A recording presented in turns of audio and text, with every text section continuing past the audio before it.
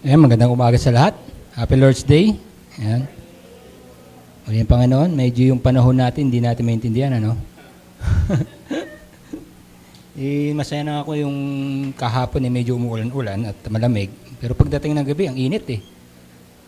Pero anyway, let's enjoy the day.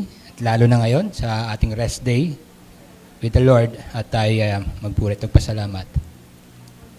Mula sa Psalm 91 verse 1 hanggang 4. It is good to give thanks to the Lord, sing praises to Him, to your name, O Most High, to declare your steadfast love in the morning and your faithfulness by night, to the music of the lute and the harp, to the melody of the lyre. For you, O Lord, have made me glad by your work. At the works of your hands, I sing for joy. Tayo po'y manalangin. Dakilang Ama, kami narito na iyong tinipon, iyong tinawag sa iyong pangalan. Kami po ay nananampalataya sa iyo. Sapagkat kami narito upang mapapurihan at mapasalamatan ka. Maraming salamat, Ama, sa buhay na pinagkaloob niyo sa amin sa umagang ito.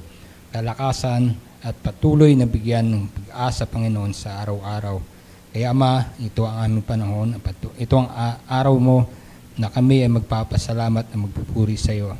Kami mag-aawitan at makikinig ng iyong salita sa buong araw na ito. Purihin ka, Ama, dakilain ka sa lahat ng panahon at sa buong buhay namin. Ito aming dalangin sa ngalan ni Jesus. Amen. Amen. Sige po, tinatawagan ko po ang praise team to sing the song, tayo lahat, Behold Our God.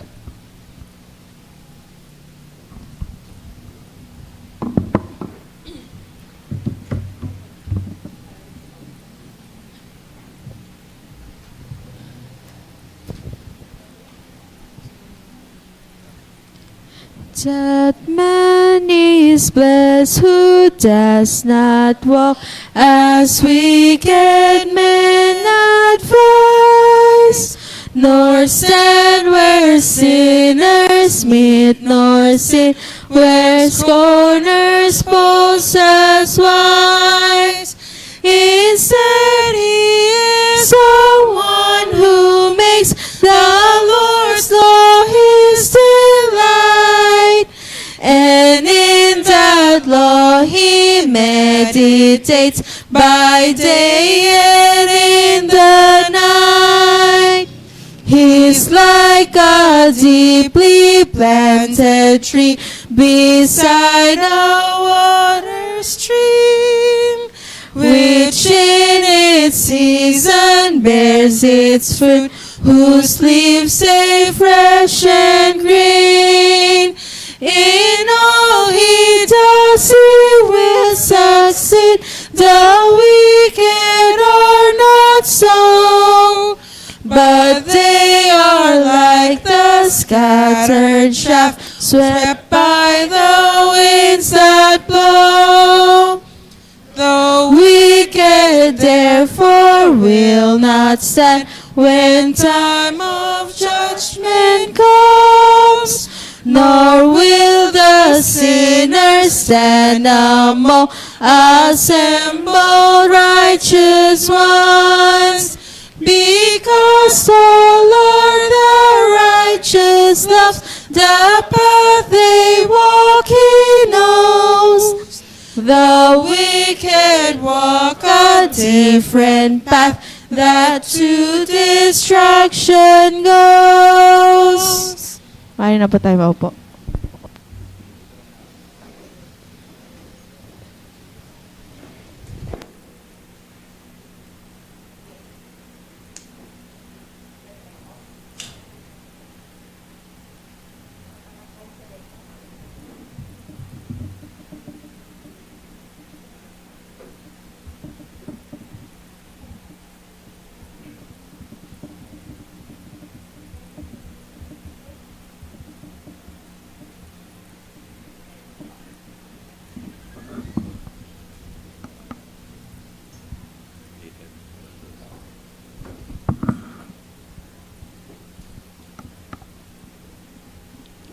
Ayan, puri ng Panginoon. Tayo merong pagbabasa muli ng Law mula sa scripture at magkakaroon ulit tayo ng salitang pagbasa.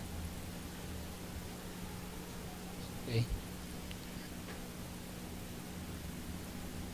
Okay, yung nasa dilaw na highlighted na dilaw sa akin at sundan niyo po ang susunod na linya. Ako si Yahweh, ang iyong Diyos na naglabas sa iyo sa Ehipto at nagpalayo sa iyo mula sa pagkakaalipin. Huwag kang gagawa ng Diyos-Diyosan, imahen ng anumang nilalang na nasa langit, nasa lupa, nasa tubig upang sambahin.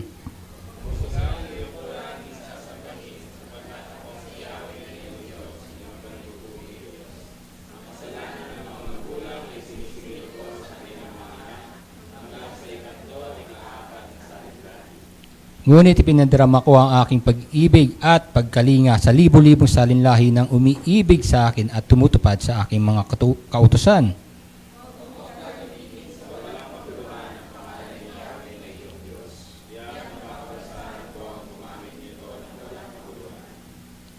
Ilaan mo para sa akin ang araw ng pamamahinga tulad ng pinag-uutos ni Yahweh na iyong Diyos.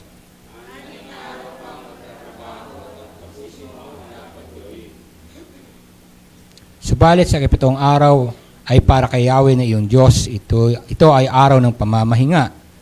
Sa araw na iyo'y huwag magtatrabaho ang sino man sa inyo, ikaw, ang iyong mga anak, mga aliping lalaki o babae, ni mga alinman sa mga alaga mong hayop, ni ang mga dayuhang nakikipamayan sa inyo.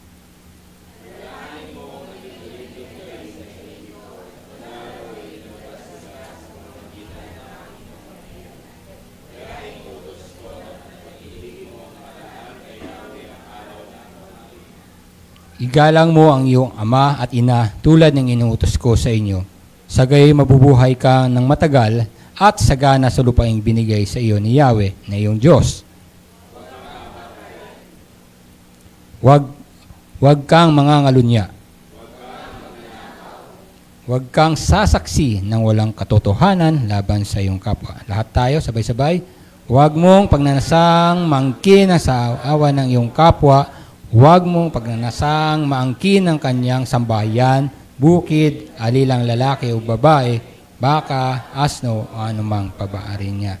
Purihin ang Panginoon sa pagbasa ng kanyang salita. Ito ang law na pinagkaloob sa atin. Sa tuwing babasahin natin ito, pinapakita lang na sa atin na tayo ay guilty. Isa o dalawa sa law na yan ay guilty tayo. So, ayun ang problema natin sa araw-araw na buhay natin, yung ating patuloy na nagkakasala pa rin tayo kahit paano. Ito ang kahinaan ng ating katawan bilang narito pa sa lupa. So anong kailangan natin at solusyon dito? Mismo ang ating Panginoong Jesucristo. Siya ang solusyon dito at siya ang nagbigay sa atin at gumawa ng bagay na yan para sa atin. So ito ang ating respond sa pagiging guilty natin sa pagkakasala na tayo ay nangangailangan ng Kristo sa buhay natin. Ito ang ating pagkakataon upang manalangin tayo bilang mananampalataya. Sa tuwing nagkakasala tayo, ito ang kagandahan. May pagkakataon tayo lumapit at may pamamaraan na tayo lumapit sa ating Panginoong Jesucristo. So binibigyan ko kayo ng pagkakataon. Binibigyan natin ng pagkakataon ng bawat isa, sarili natin, na magkaroon ng manalangin at humingi ng kapatawaran sa mga bagay na nagagawa natin kasala sa araw-araw. Sige po.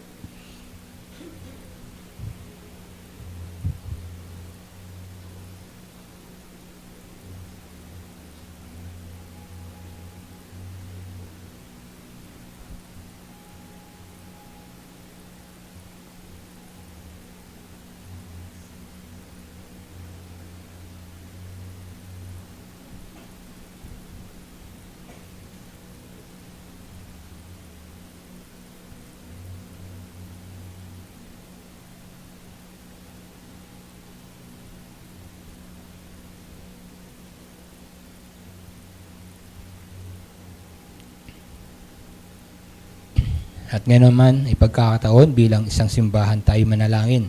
Don't confess our faith in the Lord sa kanyang ginagawa sa buhay natin at ang magagawa sa atin.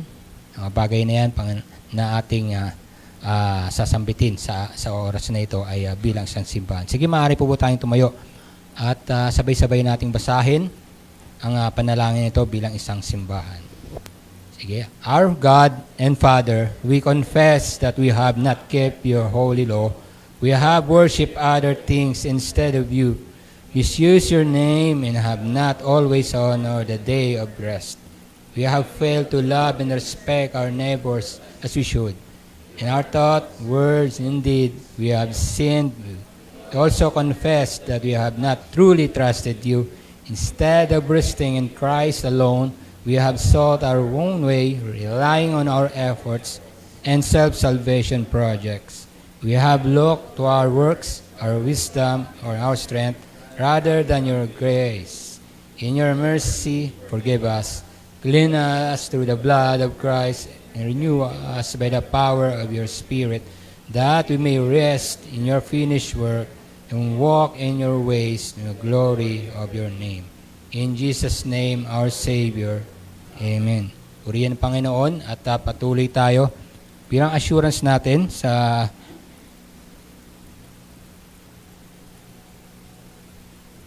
assurance ng kapatawaran na ibinibigay sa atin ng Panginoon mula sa Hebrews chapter 4 verse 15 hanggang 16.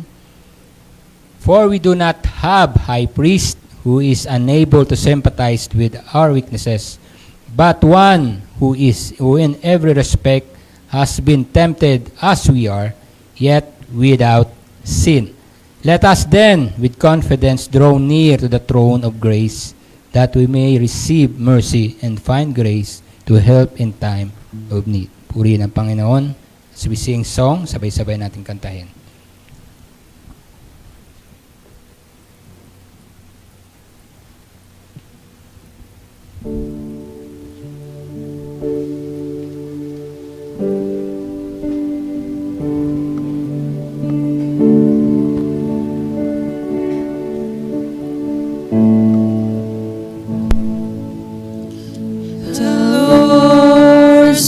Shepherd leading me, I will not be in need.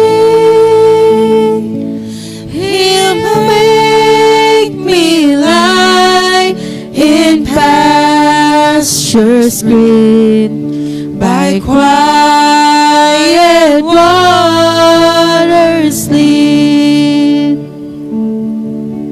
And He restores my soul again. He guides the steps I take to walk along a righteous path, all for His own name's sake. Though in a valley dark as death, no evil will I fear. Your rod and staff, they comfort me, for you are always near.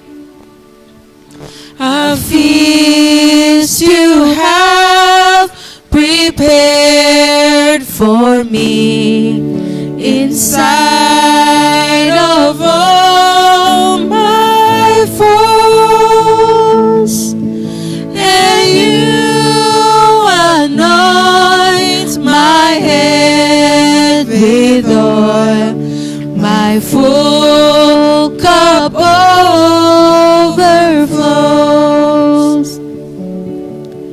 What love and goodness all my life will follow after me. And in the Lord's house dwelling place shall be.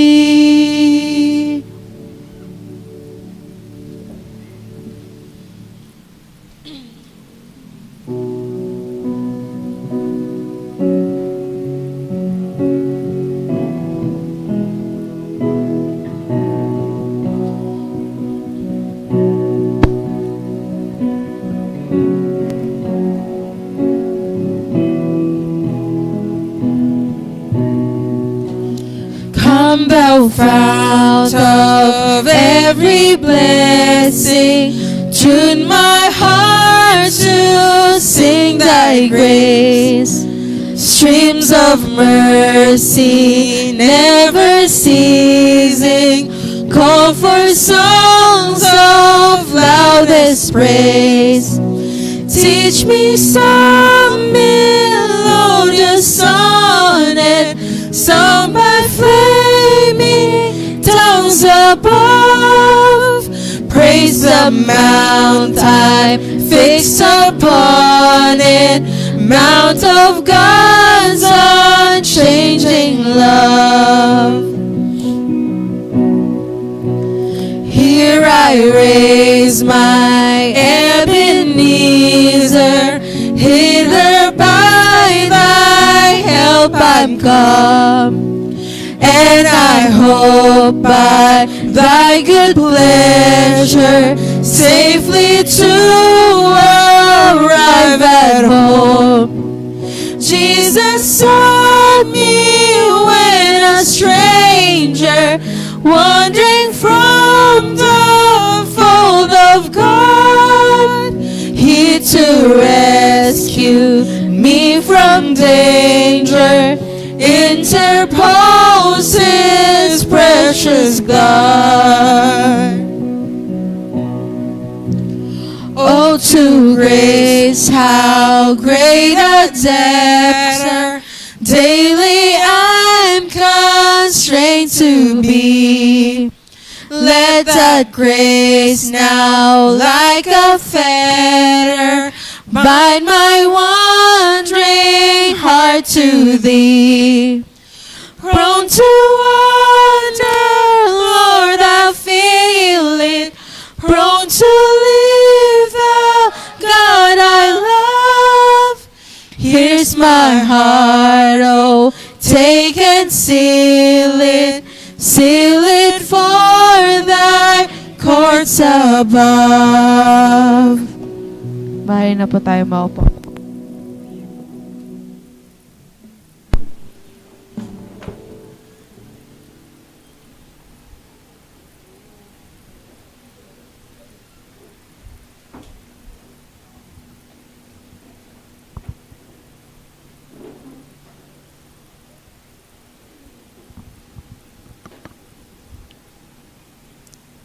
Mark chapter 10, verse 35 to 45. And James and John, the son of Zebedee, came up to him and said to him, Teacher, we want you to do for us whether we ask for you. And he said to them, What do you want to do for you? And they said to him, Grant us to sit one of at your right hand and one at your left in your glory. Jesus said to them, You do not know what you are asking. Are you able to drink the cup that I drink, or to be baptized with the baptism with which I am baptized? And they said to him, We are able. And Jesus said to them, The cup that I drink, you will drink, and with the baptism which I am baptized, you will be baptized. But to sit at my right hand and at my left is not mine to grant, but it is for those to whom it has been prepared. And when the ten heard it, they began to indignant at James and John. James called them to him and said to them, You know that those who are considered rulers of the Gentiles lord it over them, and their great ones exercise authority over them. But it shall not be so among you. But whoever would be great among you must be your servant, and whoever will be first among you must be slave of all. For even the Son of Man came not to be served, but to serve, and to give his life as ransom for many. Tayo po manalangin, dakilang Ama, kami po'y nagpapasalamat sa iyong kadakilaan, patuloy na ingat sa amin. Tunay nga ang mabuting balita ay patuloy mong pinaalala sa amin. Ikaw, aming Panginoon, na ibinigay mo ang buhay para sa amin. Ang kasalanang aming nagawa ay yung dinala sa cross na tila ba na ikaw ang nagkasala. Pagamat ikay walang kasalanan, wala kaming ibang magagawa kundi pwedeng gawin sa mga bagay na ito, Panginoon, sapagkat hindi namin kayang tungdubasan. Ngunit kami ay nagpapasalamat sa iyo. Ito ang dahilan kung bakit kami narito, yung mga tinipon ay narito. Lahat kami nangangailangan ng iyong patuloy na pagkalinga sa amin at palalahanan sa mga nagawa mo, sapagkat kami madaling makalimot. Panginoon, patuloy kaming narito sa mundong ito na sadyang mapanukso at patuloy na na binibigyan ng offer ng mga sadyang mahirap minsang tanggihan, bagay na hindi mo kanais-nais na para sa amin. Kaya Panginoon, ang mga bagay na ito, tunay nga na minsan ay mahirap itong tanggihan. Ngunit patuloy mo kaming palalahanan na anuman sa mga bagay na ito, bagay na mapatatagpuan namin sa mundong ito ay hindi yon kayang tumbasan o higitan yung bagay na inoffer sa amin at pinagkaloob sa amin. Walang iba, yung kaligtasan, buhay na walang hanggan na pinagkaloob mo sa amin. Panginoon, patuloy mo kami gawayan, patuloy paalalahanan sa mga bagay na ito sapagkat kami ay mahihina at madaling matukso. Panginoon, kayo ang nagbibigay kalakasan sa amin sa mga oras na ito. Patuloy nang bibigyan ng paalalahanan sa lahat ng bagay na iyong ginawa. Kaya Ama, maraming salamat sa iyong pagkalinga, maraming salamat sa iyong katapatan sa buong buhay namin, at maraming salamat sa iyong pag-iingat sa bawat araw na pinagkakalob mo sa amin. Ngayon, Ama, kami nagpatuloy nagpapasalamat at magpapuri sa iyo. Muli, Panginoon, bilang isang simbahan kami narito, bilang mananampalataya at iyong tinipon, iyong dinala sa lugar na ito sapagkat inoffer mo ang iyong katawan sa amin bilang simbahan, Panginoon, pagkat ikaw ang aming Panginoon at ikaw ang nagbigay sa amin ng bagay na ito na hindi namin makakamtan ng hindi dahil sa iyo. Kaya kami nagpapasalamat. Ay gayon din bilang isang simbahan, kami ay patuloy na nakikiisa, nagbibigay kalakasan sa bawat isa na narito. May mga pagkakataon na may mahihina sa amin, pagkakataon mayroong karamdaman ng iba sa amin, kayo magbigay ng kalakasan at kagalingan. Time kami nagkukulang sa mga bagay tulad ng pananalapi. Kayo po, Panginoon, ang inaasahan namin at patuloy na magbibigay sa amin ng provision na ito sapagkat hindi mo pababayaan ang iyong mga anak na humihingi ng tulong sa iyo. Maraming salamat, Ama, at patuloy mo kaming binibigyan ng pagkakataon magkatipon sa simbahang ito.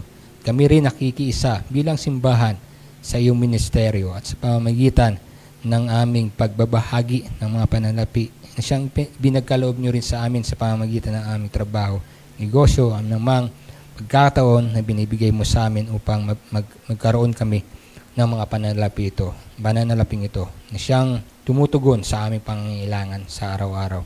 Kaya Panginoon, nararapat lamang kayo pasalamatan at ibinabahagi namin ito na may kagalakan at pasasalamat sa iyo at bilang pakiisa sa pangangailangan din ng simbahan at iyon ng ministeryo at patuloy na matustusan ang mga pangangailangan ng simbahan.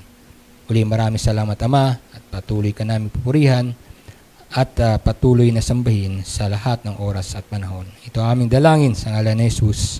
Amen. Amen. Sige, pwede nyo na natin ilapit at ilagay yung mga kalob natin sa harapan.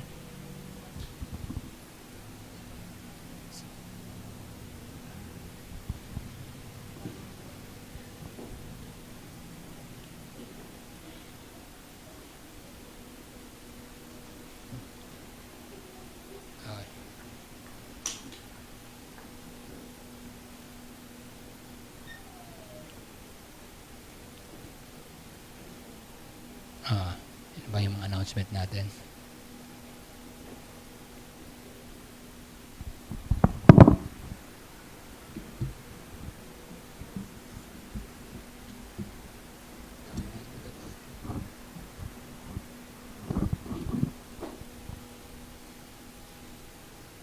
Yung announcement natin.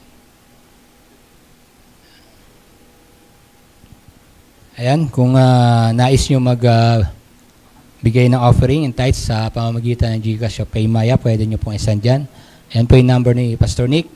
At ayan na yung QR code. Pwede nyong i-scan yan. At yan. Pwede nyo pong i-send yung inyong mga tithes and offering dyan. At hanggat maaari, i-specify nyo po para malaman ni Pastor Nick kung para saan po yung panalaping yun.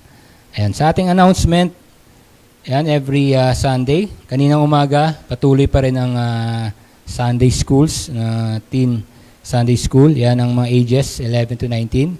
At welcome pa rin kung may mga kilala kayo mga teenager within 11 to 19 years old, ay pwede nyo pong isama rito. At that start from 9:20, 9 a.m.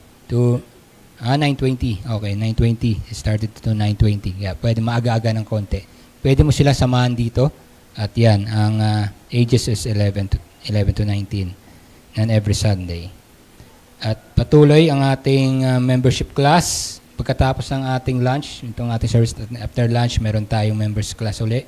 At inaanyaya ng bawat isa, lahat ng miyembro at yung nais na magpamiyembro ay very, very welcome. Ayan, all members of Care Community Church. Ayan. March 16, ayan, ito ngayon March 23, March 30, bang third Sunday na tayo.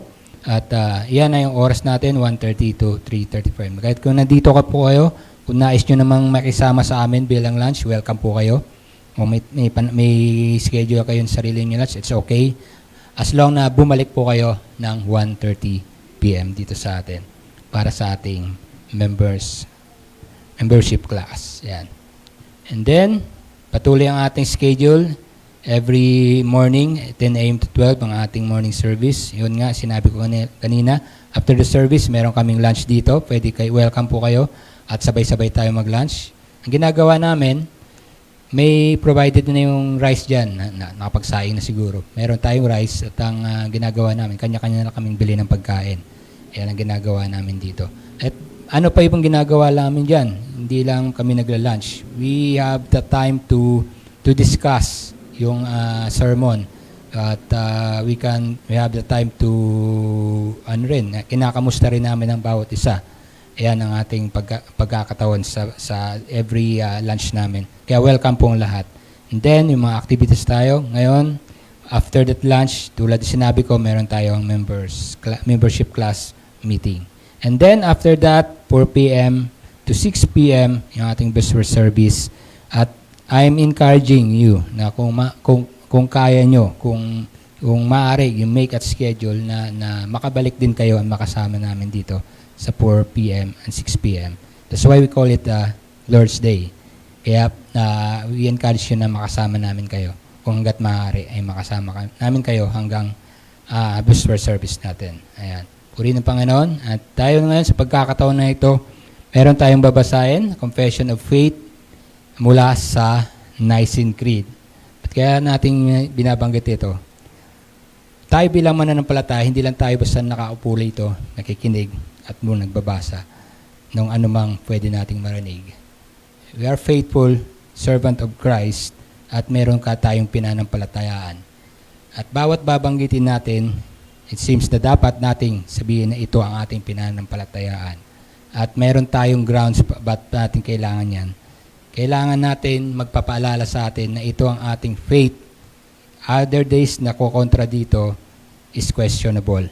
So we must have to have this na nating maintindihan kung ano ating pananampalataya. Sige, since ito isang creed na pwede nating babanggitin, we have make it na tila ba ay ito yung ating ito ang ating pananampalataya. At tayo tumayo at sabay-sabay din ating banggitin ito at basahin mula sa ito yung ating confession of our faith mula sa Nicene Creed. Sige, sabay-sabay nating basahin. We believe in one God, the Father Almighty, maker of heaven and earth, and all things visible and invisible. We believe in one God, Jesus Christ, the only begotten Son of God, begotten of the Father before all worlds, light of light, very God of very God, begotten not made, being of one substance with the Father, by whom all things were made, who as men for our salvation came down from heaven and became incarnate by the Holy Spirit and the Virgin Mary and was made man. He was crucified for us under Pontius Pilate and suffered and buried, and the third day he rose again according to the Scriptures and ascended to heaven and is seated at the right hand of the Father. And he shall come again in glory to judge the living and the dead, whose kingdom shall be no end. We believe in the Holy Spirit, the Lord and giver of life, to proceed from fathers and the Son, who with the Father and the Son together is worshipped and glorified, who spoke by the prophets. We believe in one Catholic Apostolic Church. We acknowledge one baptism and forgiveness of sins, and we look for the resurrection of the dead and the life of the world to come. Amen. Manatili po tayong tumayo at sabay-sabay nating awitin ang Jesus strong and kind.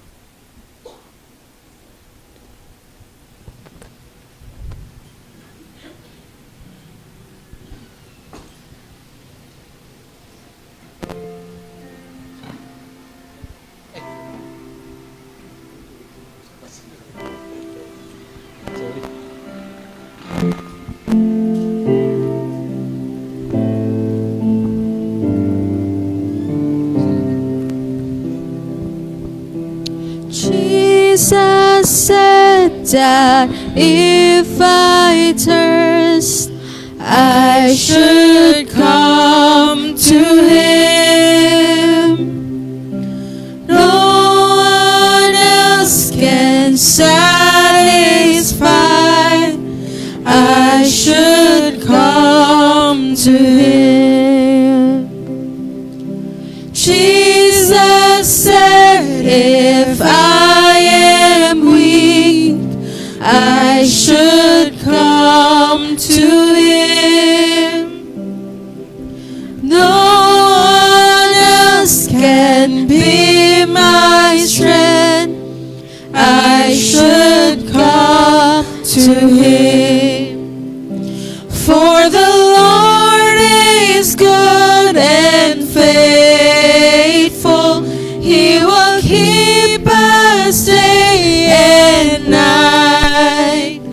We can always run to Jesus, Jesus strong and kind. Jesus said that if I fear, I should come to Him. No one else can be my shield. I should come to Him. For the Lord is good and faithful. He will keep us day and night. We can always run to Jesus, Jesus strong and kind. Jesus said, if I am lost, He will come to me. And He showed me on that cross, He will come to me. For the Lord is good and faithful. He will keep us day and can always run to Jesus. Jesus strong and kind. Jesus strong and kind. Mari na po tayo maupo.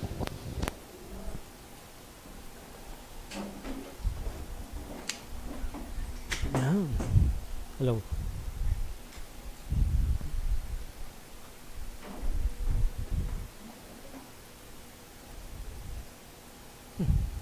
Meron din dito. Morning. Ito.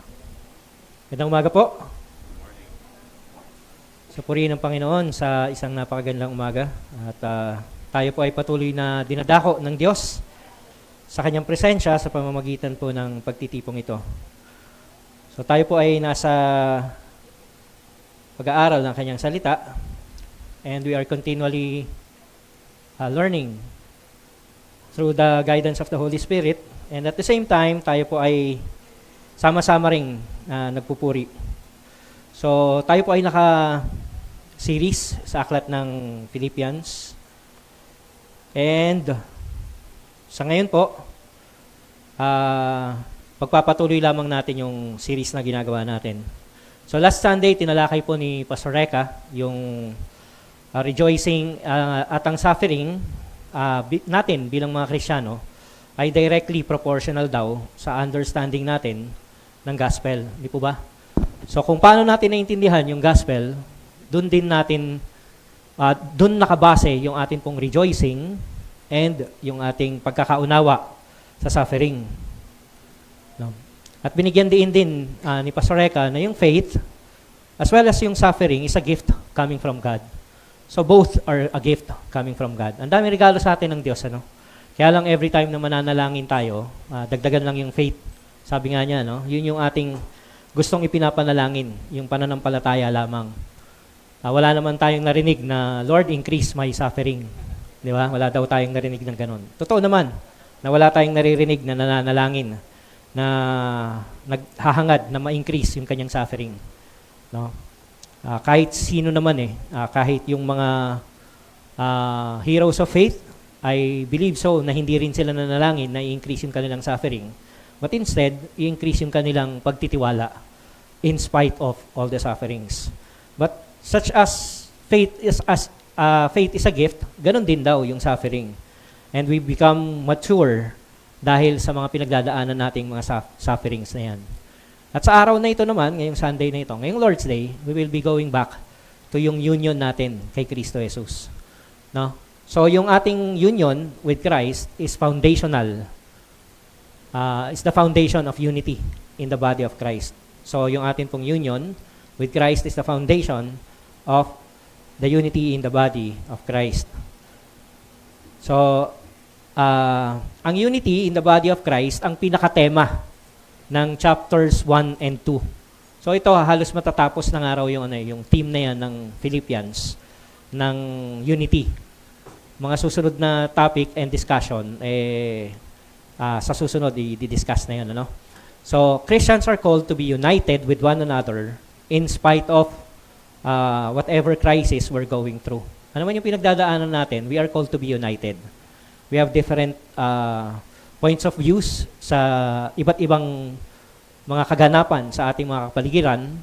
But nevertheless, tayo po ay tinawag bilang mga Kristiyano na kailangang mag-unite under one head, which is Christ our Lord. No? Today we will study about God's truth found in His Word in the book of Philippians chapter 2, verses 1 to 11, sorry. No? At ito po yung sinasabi ng talata sa aklat ng Philippians chapter 2, verses 1 to 11. Sa New Standard, English Standard Version yung nakalagay dyan sa atin. So basahin po ninyo, no, ng tahimik sa inyong kinalalagyan. Pero babasahin ko rin po sa NASB o New American Standard Bible para makita natin kung ano yung differences ng translation. As you read it, tignan nyo na lang, sabayan ninyo yung pagbabasa ng tahimik habang binabasa ko ng malakas sa New American Standard Bible.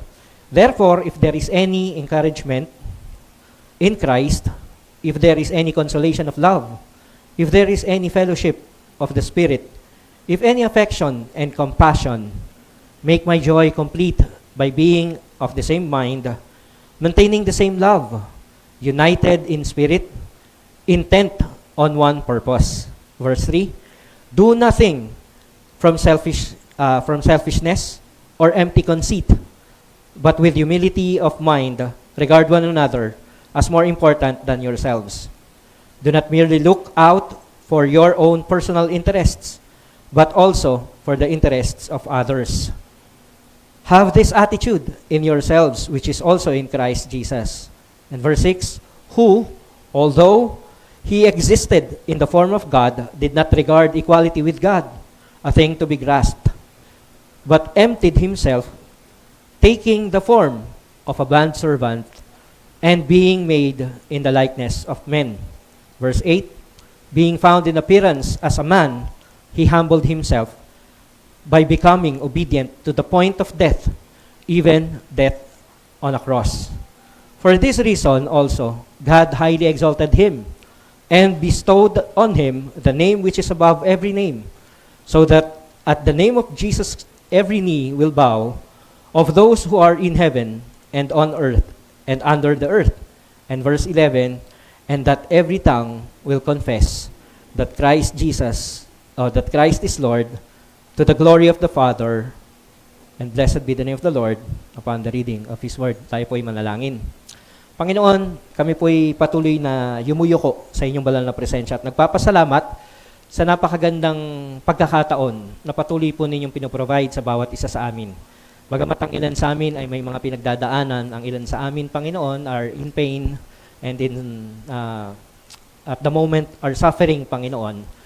Nevertheless, we continue to trust in you and ask of you, O Lord God, na sa inyong mensaheng ito ay ibukas po ninyo ang aming mga puso at kaisipan at ipakilala po ninyo sa amin ng lubusan ang inyong bugtong na anak na si Jesucristo. At ihayag din po ninyo sa amin, Panginoon, kung sino kami sa inyong harapan. Salamat po ng marami. Ito ang aming dalangin sa ngalan ni Kristo Jesus. Amen. Amen. So, purihin ng Diyos, no? So pansinin natin mga kapatid, nagsimula si Apostol Pablo sa statement na so if there is, yung statement po na yan ay hindi po patanong.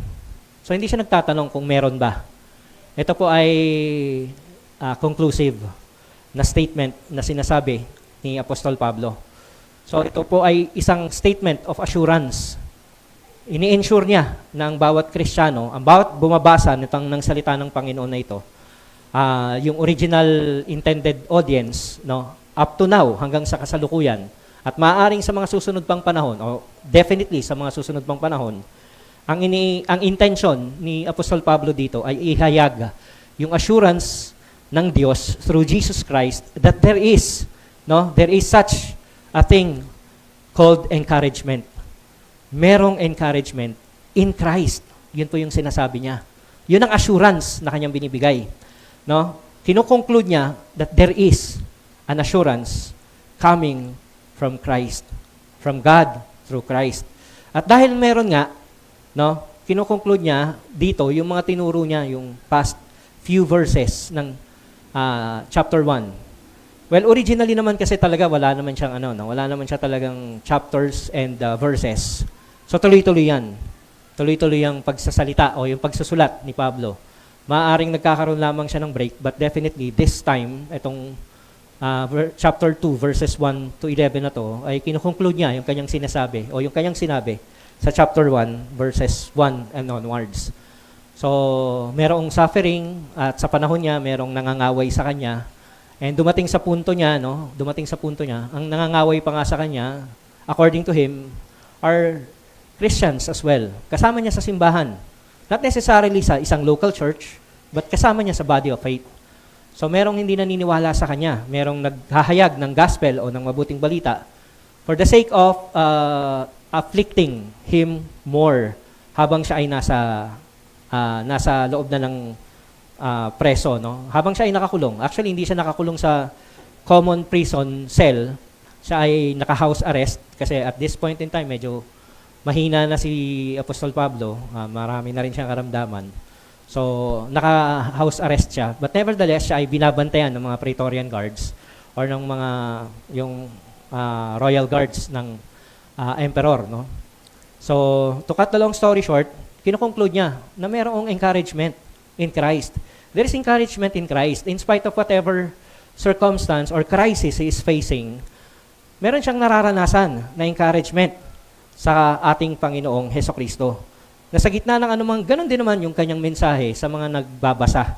Sa gitna ng anumang pinagdadaanan ng bawat isa sa atin na krisis, meron tayong masusumpungan na encouragement kay Kristo Jesus. So, this passage will teach us na kailangan po natin talaga yung unity o yung pagkakaisa dahil anuman ang ating pinagdadaanan, we are called to be united with one another because yun yung nais ng ating Panginoon for the greater glory of God the Father through Jesus Christ. And at the same time, dito rin nagkakaroon ng magandang opportunity for the advancement of the gospel. Aside from our suffering, nakagaya ng sinabi ni Apostol Pablo, sa gitna ng kanyang suffering na i-advance yung gospel preaching. So, sinasabi niya na patuloy lamang kayong magkaisa. Huwag tayong magkawatak-watak. Magkaroon tayo ng pagkakaisa because there is an encouragement in Christ. So, what we need to learn from this passage na binasa natin is that the unity of the body, sige, next slide, the unity of the body flows from our union with Christ. So, it begins with Christ. The unity begins in Christ. Kaya yung sabi niya, so if there is any encouragement in Christ. So, palaging kadugtong yun. Sinasabi niya palagi na mayroong encouragement kay Kristo Jesus. So, if there is any encouragement, any comfort from love, no? Any participation in the Spirit, any affection and sympathy. So, yun yung kanyang sinasabi. Sabi niya, make my joy complete by being of the same mind, nagkakaisa, maintaining the same love, no? Nagkakaisa ng ninanais o yung pagmamahal. Because there is an encouragement, no? There is any comfort that comes from the love. And who is the source of comfort? Of course, God Himself is the source of comfort kasi siya yung love. No? Ang definition talaga ng pagmamahal ay marami. Pero, isa sa mga attributes ng ating Panginoon, ng ating Diyos, ay yung pagmamahal. At in-express niya to nang binigay niya yung kanyang bugtong na anak na si Jesucristo. So there is a comfort. There is comfort coming from the love of God. Kaya ang sabi niya, make my joy complete by being of the same mind, maintaining the same love, united in spirit. No? Tingnan niyo yung parallelism dito. So una, merong bang encouragement in Christ? Pangalawa, meron bang comfort from love? Pangatlo, meron bang participation? Yung spirit. Tapos biglang sinabi niya, meron yan lahat. So yun yung assurance niya. Merong encouragement in Christ, merong comfort coming from the love of God, at merong participation or fellowship of the Holy Spirit. Definitely, meron dyan. Merong affection and sympathy. Kasi nga, merong love coming from God. No? So sabi niya, make my joy complete. Ipakita ninyo na kayo ay nagkakaisa. Saan? Having the same mind, maintaining the same love, no? And maintaining united in the Spirit. So, sinabi niya, kinunglude niya sa verse 3, na ito yung dapat nating gawin. Dahil meron ang lahat ng yan. Merong encouragement in Christ, merong comfort from love, merong participation of the Spirit. So, be united. Be of one mind. No? Maintain the same love. And be united in one spirit, intent, ano sabi niya? Intent, magkaroon ng intent on one purpose. No? So sinabi ni Apostol Pablo dito, to live is Christ, yung mga naunang sermon. Di po ba? Sabi niya, to live is Christ. Nitong panahon ni last Sunday, binanggit niya yan, to live is Christ and to die is gain. So because he understands fully, naintindihan ng lubusan ni Apostol Pablo na yung encouragement to continue living is Christ Himself. No? So naunawaan niya na meron siyang encouragement because Christ is with him. And Christ is in him. And he is in Christ. Kaya, yung ganun na lamang yung kanyang pagkakasabi na to live is Christ and to die is gain. So ito rin ang kailangan na maunawaan natin ng lubusan, mga kapatid. No? Next slide. We need to understand that Christ Himself is our encouragement. Because as Christians, we are in union with Christ. In life and in death, we are Christ's. Tayo ay kay Kristo bilang mga mananampalataya. In rejoicing and in suffering, tayo ay kay Kristo. That is why we can face whatever crisis come our way. No matter how difficult it may be. Sometimes hindi natin maintindihan, we question God. Pero look at us. Nakatatayo pa rin tayo. Kahit na at the point na nararanasan natin yung discouragement because of the circumstance that we are into. But nevertheless, pag-gising mo kinaumagahan, babangon ka pa rin. Buhay ka pa rin, di ba? Purihin ang Diyos. Kahit malungkot tayo at times, pero we know that God is with us because Christ is in us and we are in Christ. And there is an encouragement coming from Him kasi siya yung mismong encouragement ng bawat isa sa atin. Kasama natin siya sa bawat pinagdadaanan natin. We are in Christ who is our encouragement. So then He said, no, sumunod siya doon sa if any comfort from love. Ayan na yun, yung sinasabi ko kanina, naunahan ko na naman. Which also means there is comfort from the love of God in Christ. No? So dahil tayo ay kaisa kay Kristo, parati nating masusumpungan ang comfort ng kanyang pagmamahal. Ang kadalasan kasi, mga kapatid, ito yung nakalulungkot. Kadalasan kasi, we seek encouragement and love coming from other people. No, hinahanap natin yung encouragement at comfort sa ibang tao o yung pagmamahal, comfort ng pagmamahal. Pero nakakalimutan natin na walang taong perfect, walang taong perpekto. Di po ba? Lahat ng tao ay may yung pagkukulang.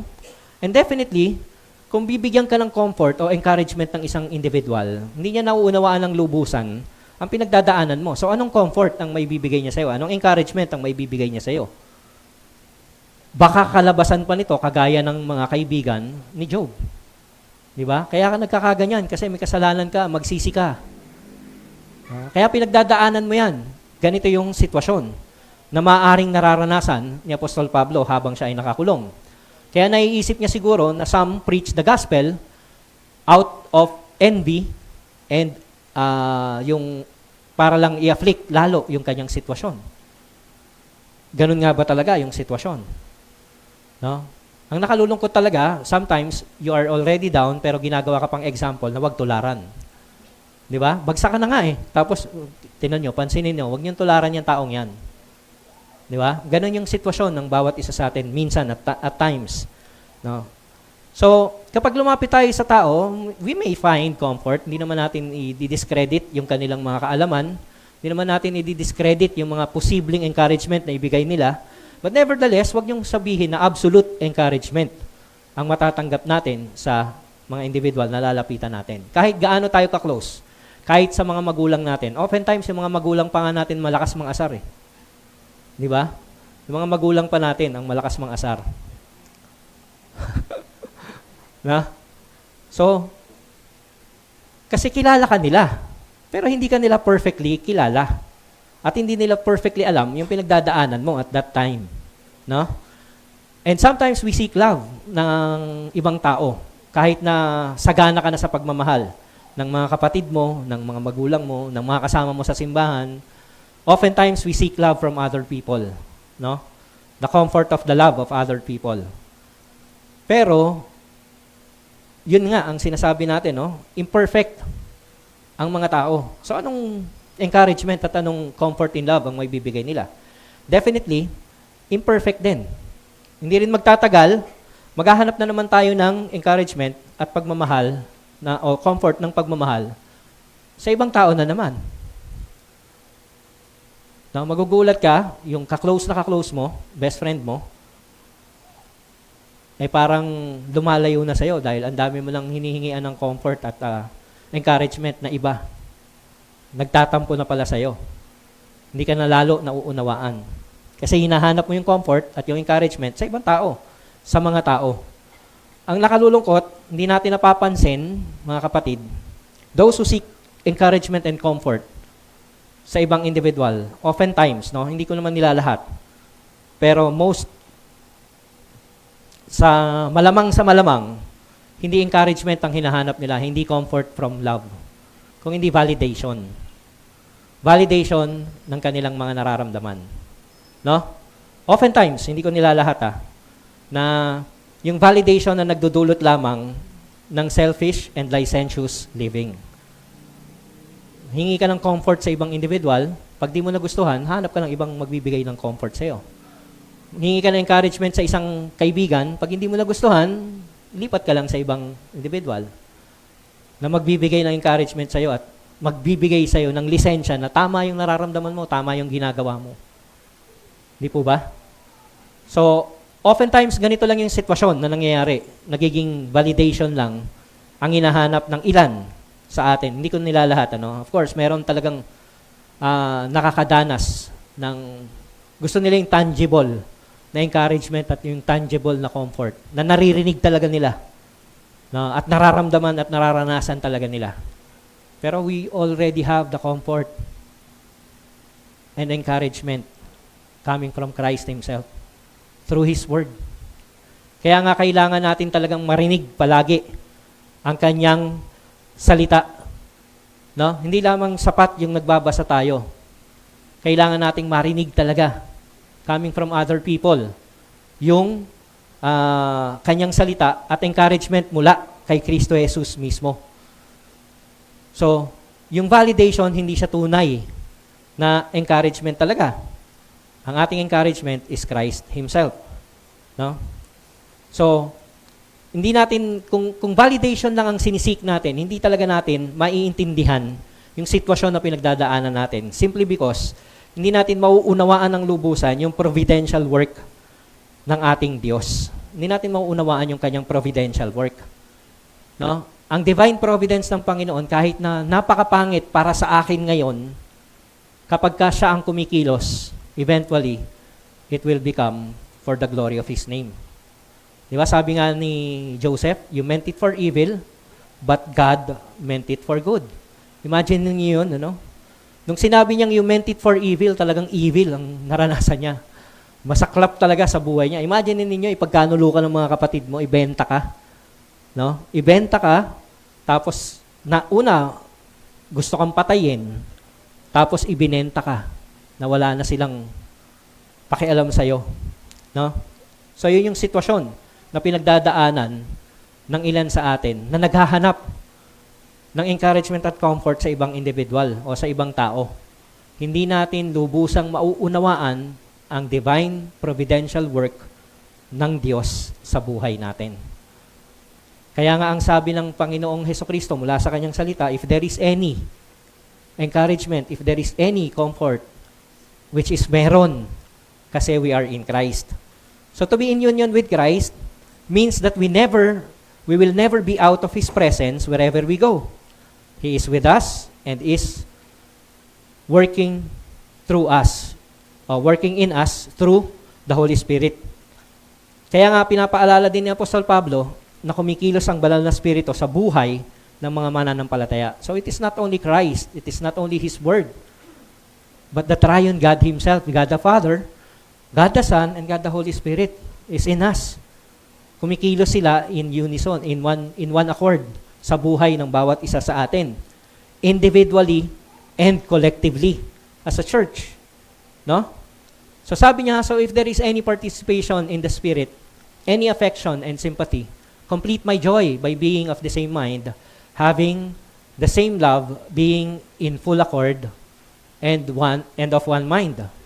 So yung participation or fellowship of the Holy Spirit of Christ in us is an absolute assurance that we truly have encouragement and love. Kaya nga ang tawag din sa sa presensya ng banal na Espiritu is yung seal of the Spirit. We are sealed that we are Christ's, na tayo ay sa Diyos through the Holy Spirit. Kaya kapag ka merong fellowship ng Holy Spirit, anong ibig sabihin nun? You are of Christ. Hindi po ba? So because we are, in union with Jesus Christ. There is assurance, no, that we truly have encouragement and love and affection and sympathy dahil tayo ay kaisa kay Kristo.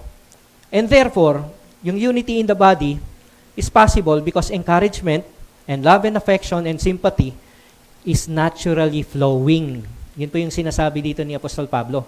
It is naturally flowing to anyone who is in Christ. No, nag-overflow talaga yan. Dumadaloy talaga yan sa buhay ng bawat Kristiyano. Nararanasan man natin o hindi, nauunawaan man natin o hindi, whether we are rejoicing or suffering, this assurance of encouragement, comfort in love, no? At saka yung moving of the Holy Spirit, it is naturally flowing sa buhay ng bawat isa sa atin. Kaya nga ang sabi ng ating Panginoong Hesukristo, ang tawag niya sa banal na Espiritu, in John chapter 14, verse 16, no? 26 ba yan? Ayan, sorry. 26 pala, sorry. But the Helper, the Holy Spirit whom the Father will send in my name, He will teach you all things and bring to your remembrance all that I said to you. No? And basahin ko na rin yung role ng Spirit sa verse 16. Sabi ng ating Panginoong Hesukristo, I will ask the Father, and He will give you the Helper, that He may be with you forever. In John 14:16. Kasama na natin siya. Forever. So meron bang forever, mga kapatid? Meron. No? Meron forever. Sa banal na Espiritu, merong forever. In Christ, there is forever. And there is eternity. Amen po ba? No? So purihin ng Diyos dahil hindi lamang tayo namumuhay na mag-isa. Kaya nga, ang pagkakalikha ng mga tao, no, ay dinisenyo ng Panginoon to be in fellowship with Him and with one another. Kaya nung likhain niya ang tao, sabi ng Panginoon, it is not good for a man to be alone. Hindi po ba? So tayo ay dinisenyo talaga na meron tayong makakasama, makakapiling.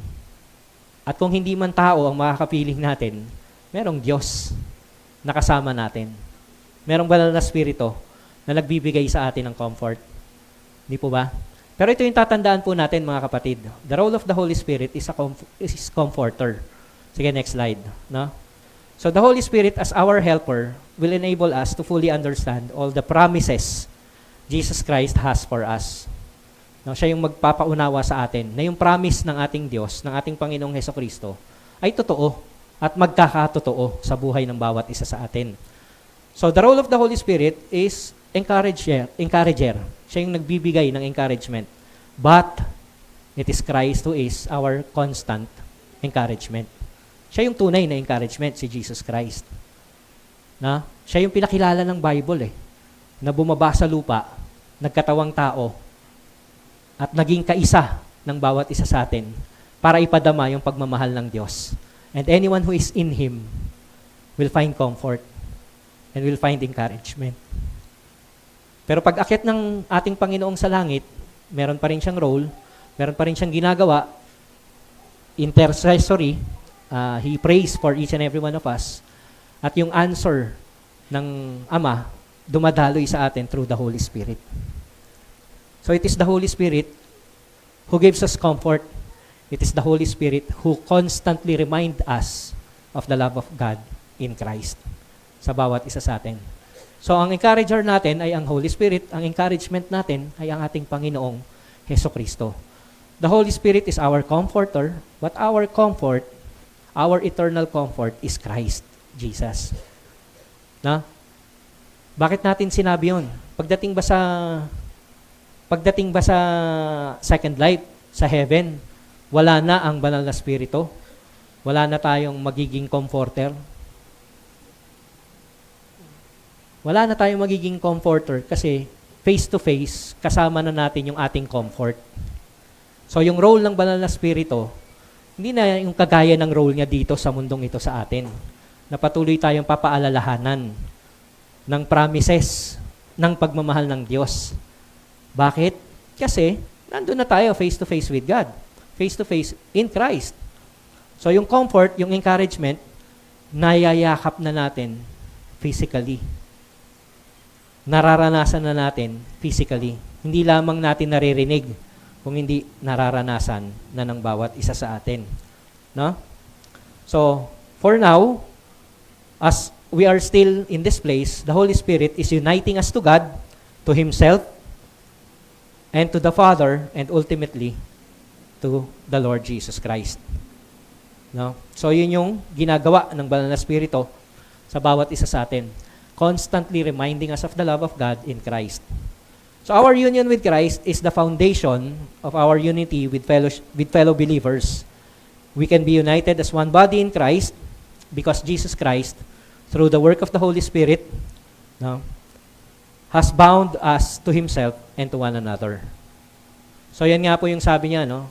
We must be of the same mind, having the same love, being in full accord, and in one mind, and of one mind. So yung union natin with Christ will enable us to become of the same mind kasi it is constantly flowing, no, yung atin pong comfort, yung atin pong encouragement, no? It will enable us to become of the same mind, having the same love, and become in full accord of one mind. No, pero hindi ibig sabihin na magiging pare-pareho na tayo na parang robot kasi iisa na lang yung ating kaisipan, iisa na lang yung ating pagmamahal, iisa na lang yung ating naiisip o yung pinagkakaisang damdamin at nararamdaman at yung isipan. No? Hindi po ibig sabihin niya na pare-pareho na tayo na parang robot at wala nang mga sariling pag-iisip at desisyon dahil hindi po yan tugma sa itinuturo ng banal na kasulatan. We remain to be as an individual, no? Unique in ourselves, no? But nevertheless, we are one in Christ. Amen po ba? We have one mind, we have the same love, and being in full accord of one mind. So mananatili pa rin po tayong individual na nagkakaisa kay Kristo Jesus. So ang tinutukoy po ng ng talatang ito na ating binabasa ay yung pagiging kaisa natin kay Kristo Jesus at sa isa't isa. So isa ng kaisipan, kagaya ng kaisipan ni Kristo Jesus, nagkakaisang pagmamahal, kagaya ng pagmamahal ni Kristo Jesus. By having the humility of Christ as well as having the love of Christ for others. So with that, this brings us to our point number 2. Ano yung point number 2? Unity in the body is feasible o posible. No, is feasible only through humility. So yung pagkakaisa ng bawat Kristiyano sa body of Christ ay posible lamang kung merong humility. No, kung walang humility, I doubt na magkakaroon ng pagkakaisa. Kanya-kanya ng opinion, kanya-kanyang pagalingan, kanya-kanyang pasikat. No? Mas magaling yung church namin sa inyo. Ay, hindi naman kayo totoong church. No? Pwede mong sabihin yun kung mali talaga. No? Pero kung iisa kayo ng pinananampalatayahan at sa statement of faith ninyo ay iisa, then tanggapin mo yung kanilang claim. Kapatid mo siya sa pananampalataya. Pag niyabangan ka, yabangan mo rin. Hindi, joke lang. Hindi po ganun, ano? Pag niyabangan ka, then so be it. No? Mas marami kami sa inyo. O, ano naman ngayon? Mas close kami sa isa't isa. Yeah? Mas alam namin yung pinagdadaanan namin. Saka mo na ako ganyanin, pag 5,000 na kayo. Yan, galing mo. 5,000 yung alin? Yung bilang? Paramihan ba? Pero definitely, naghahangad din naman kami ng numbers. No? Admittedly, naghahangad din ang mga maliliit na simbahan, yung mga community churches, ng numbers. Pero hindi yun ang binibigay ng Diyos eh. Kahit na anong talino mo, kahit na anong galing mo, kahit na anong alam mo sa theology na binibigay ng salita ng Panginoon, kung ang kalooban niya is for you to be yung magkaroon ng closeness ang inyong community of faith sa inyong maliit na simbahan, then be faithful sa panawagan ng Diyos. minsan mas masaya na umattend, no, sa mas maraming tao. Pagkatapos ng worship service, magba-backslide ka na. Hindi ko sinasabing tatalikod sa pananampalataya. You will slide back para hindi ka na makikipag-fellowship sa kanila. Alis ka na, punta ka na sa mall, kakain ka na, no? Family day, lovely day, di ba? Ganun na yung natin. Wherein family day is the Lord's Day. No? We celebrate the Lord's Day with our family. Yun yung family day. Yun yung tunay na family day. Kasama ang Diyos sa lahat ng oras at sandali. Di po ba? So yung Sunday is not family day. It is the Lord's Day. We only celebrate our family day with Christ in celebration of the Lord's Day. No? So dapat saan mo siya isa-celebrate yung family day mo? Dapat sa loob ng kanyang presensya ng simbahan. Amen po ba? No? So, yung tinutukoy dito, yung humility and love of Christ. So, sabi ni Apostol Pablo, do nothing from selfish ambition or conceit. Huwag mong ipagyabang yung iyong kakayanan. But in humility, count others more significant than yourselves. Let each of you look not only to his own interest, but also to the interest of others. Have this mind among yourselves, which is yours. Ito linaw which is yours in Christ. Who, though he was in the form of God, do not count equality with God a thing to be grasped, but emptied himself by taking the form of a servant, being born in the likeness of men, and being found in human form, he humbled himself by becoming obedient to the point of death, even death on a cross. So yun po yung sinasabi sa atin ng salita ng Panginoon. No? We need to be humble. We need to regard others more than ourselves. Huwag po natin gayahin yung narinig natin sa social media. Although we are tempted to mimic yung mga naririnig natin sa social media, ang sarap kasing minsan sabihin ng ganun eh. Hindi ko talaga matagalan ang mga taong mayabang na nga, di ba? Hindi ko na itutuloy. Di ba? Ang hirap ganun eh. At times, ang sarap sabihin nun. Hindi po ba? And to be honest, minsan sa isip mo, naglalaro talaga yon. Di ba? Sa mga taong mayabang. Parang ang sarap soplakin. Yung kayabangan mo, saan ka dadalhin? Di ba? So sabi ng salita ng Diyos, do not regard yourself highly than others. No? I-consider mo yung concerns ng iba more than yourself. So we are charged to live in humility by considering others more significant than ourselves. So yun yung charge sa atin ng salita ng Diyos. By looking after the concerns of others and not only of our personal concerns. Bakit daw? Kasi nga, yun yung mismong definition ng humility. Yun ang tunay na definition ng humility. No? You think of others more highly than yourselves. And you consider yung concern nila more than yung concern mo. Parang hirap, di ba? Sila na nga yung mas meron, magkaroon lang sila ng konting problema, unawain ko pa sila. Mas marami yung pinagdadaanan ko sa buhay. Yun yung realidad eh. Sa'yo pinaalam ng Diyos yung sitwasyon niya. So anong gagawin mo? Buti nga sa'yo? Buti nga sa'yo? Di ba hindi? Although, at times we are tempted to do so. Naglalaro sa kaisipan natin yan. Yan, yabang mo kasi. Buti nga sa'yo. Pero, hindi ganun ang sinasabi ng humility. Humility calls us to be concerned sa kanilang concerns. Hindi po ba? So, self-denying love for others, yun yung definition ng humility. Yun yung literal na definition ng humility. At hindi lang para sa mga tao na gusto lang nating maparamdaman ng pagmamahal o pag-unawa, kung hindi maging doon sa mga unlovable. And honestly speaking, napakahirap pa rin talaga na magparamdam ng pagmamahal sa mga taong hindi marunong rumespeto sa pagkatao natin. Hindi po ba? So, humility remains a challenge to us.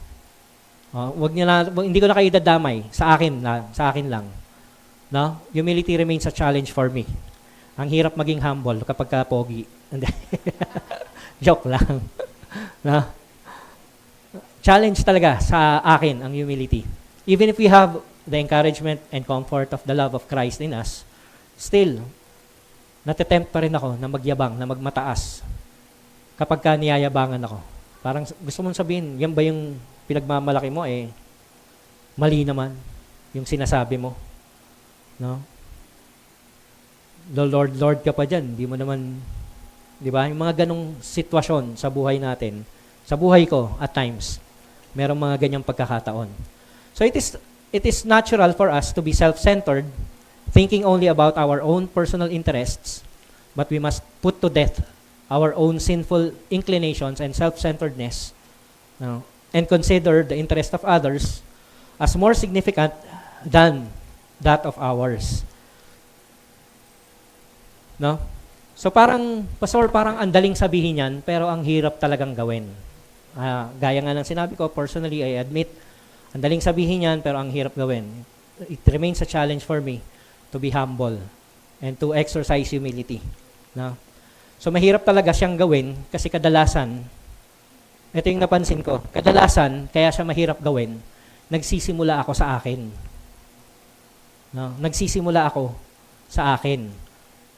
For me to be humble, dapat ganito ang gawin ko.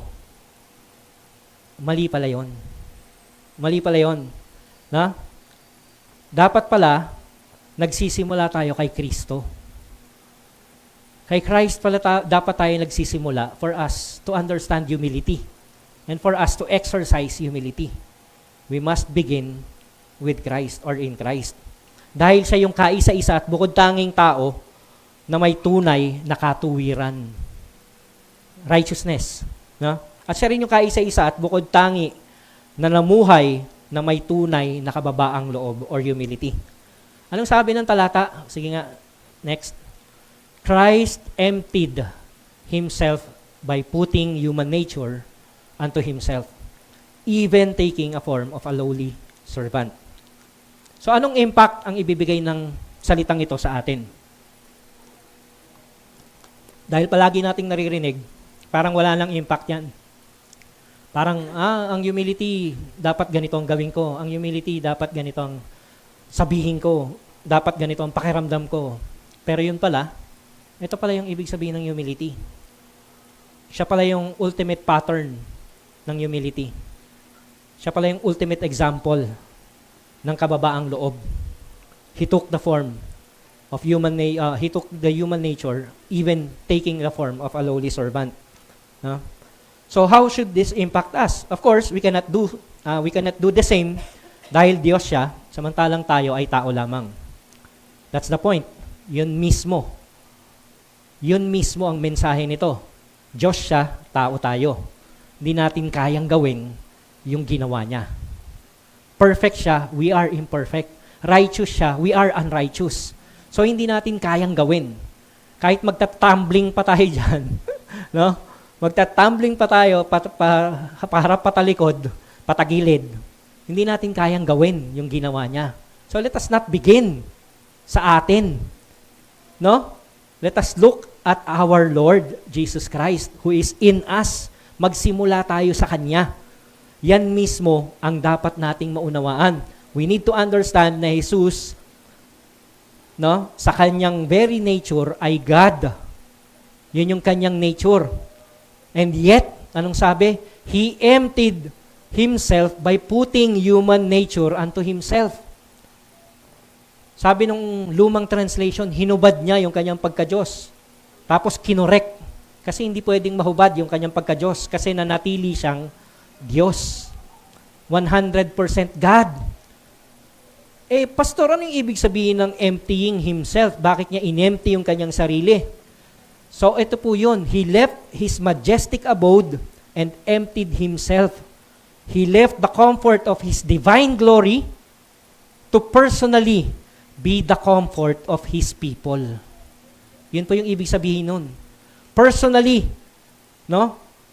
Bumaba siya iniwan niya yung comfort ng kanyang divine glory, inempty niya, umalis siya sa kanyang majestic abode para lamang katagpuin ka at ako sa ating pinagdadaanan. No? So yun po yung mensahe ng salita ng Diyos sa atin. Yung emptied himself dyan, mga kapatid, ay tinatranslate din bilang Jesus became nothing.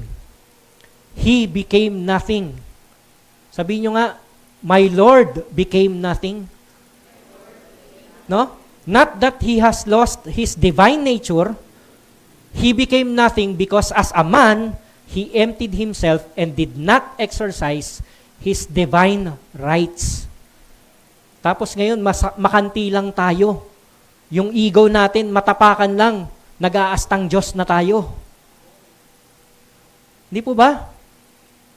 O sige, hindi ko nakakayuhin. Ako na lang. No? Yung pagiging nothing ng ating Panginoong Hesukristo ay hindi yung pag-alis ng kanyang divine nature. Kasi hindi na alis yun. He remained God 100%. No? Kung hindi, naging nothing ang ating Panginoong Jesus dahil dinagdagan niya yung kanyang sarili ng pagiging tao. So he became nothing by adding on himself the nature of humanity. Yun po yung kanyang pagiging nothing. So anong implikasyon yan sa atin? Gaya ng mensahe ng last Sunday ni Pastor Kyle.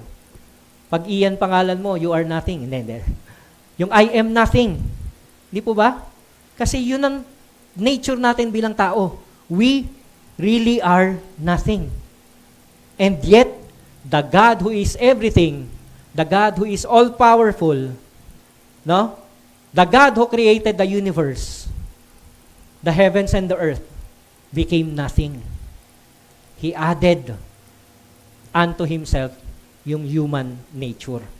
Dinagdag niya yung pagiging. Dito lang nangyari yung yung sa kawalan, hindi subtraction ang ginawa, kung hindi addition. Di ba? Kadalasan mawawalan tayo kapag nagsasubtract tayo eh.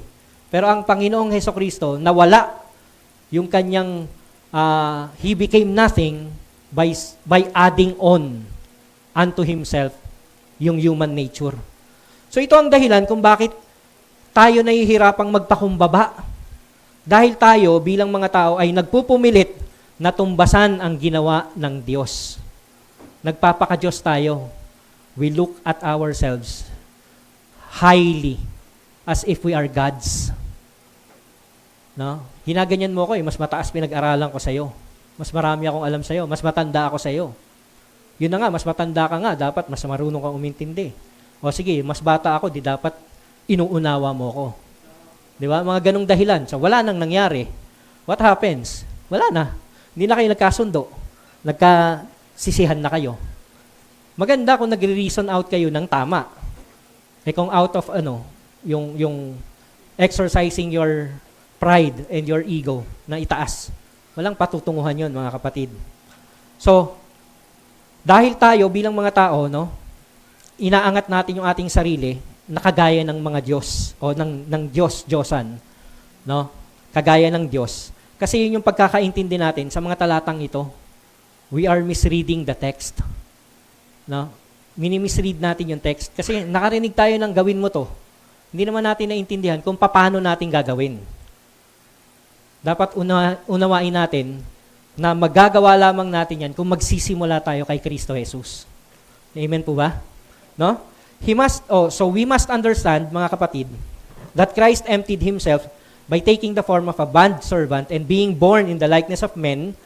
This is how he humbled himself. Sige, next slide na. No? So ganyan din yung dapat nating gawin. We must empty ourselves by embracing our humanity. Uy, teka lang. Bakit kailangan kong i-embrace yung aking humanity? Di ba fallen nga yung humanity ko? Full of sin nga yung humanity ko. Bakit i-embrace ko? No? Tama, mga kapatid. Fallen ang ating humanity, full of sin ang ating pagkatao, pero intindihin natin yung sinasabi ng text. No? Christ emptied himself by being born in the likeness of men. Tapos heto tayo, trying to meet God's standard by making efforts to be God. Gagawin ko to para magawa ko yung example ng Diyos. Imagine natin yung sinasabi natin, mga kapatid. No?